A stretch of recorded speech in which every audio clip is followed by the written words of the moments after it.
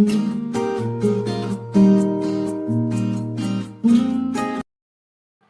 friends, welcome to our channel Thirumathi Dhanakumar. நம்ம சேனல்ல என்ன ரெசிபி பண்ண போறோம்னா ஒரு நான்வெஜ் ரெசிபி தான் பண்ண போறோம். ஈஸியான நண்டு கிரேவி எப்படி பண்றது வாங்க வீடியோக்குள்ள போய் பார்க்கலாம்.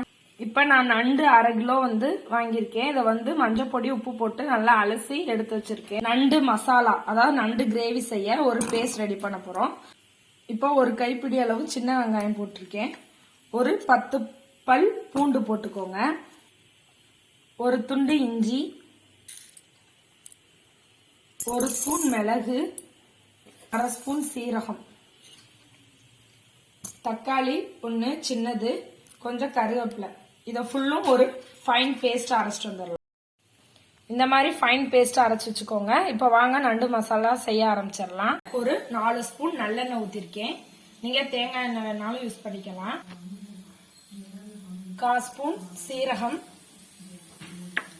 பெரிய வெங்காயம் பொடி பொடியாக நறுக்கினது, கருவேப்பிலை,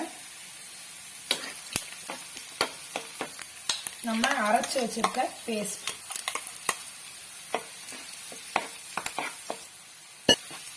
மசாலா நல்லா எண்ணெயில வதங்கட்டும். சில பவுடர் சேர்க்கணும். மசாலா ஐட்டம் சேர்த்துக்கலாம். சோம்புத்தூள், 1/4 ஸ்பூன் மஞ்சத்தூள்,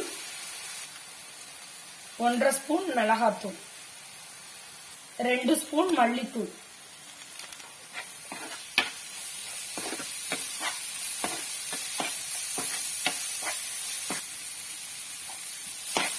மசாலா ஒரு 2 நிமிஷம் நல்லா எண்ணெயிலே வதக்குங்க. இப்போ லைட்டா கொஞ்சம் தண்ணி சேர்த்துக்கலாம்.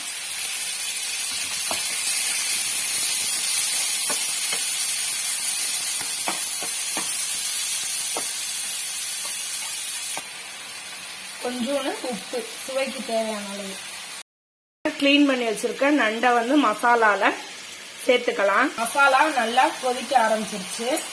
இப்ப கிளீன் பண்ணி வச்சிருக்க நண்டை இதுல போட்டுக்கலாம்.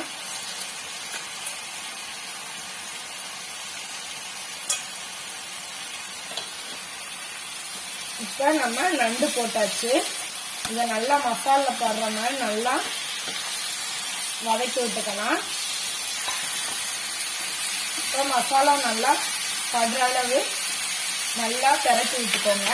இப்ப நண்டு வேகிறது தேவையான அளவு கொஞ்சோன்னு தண்ணி இதுல ஊற்றிக்கோங்க.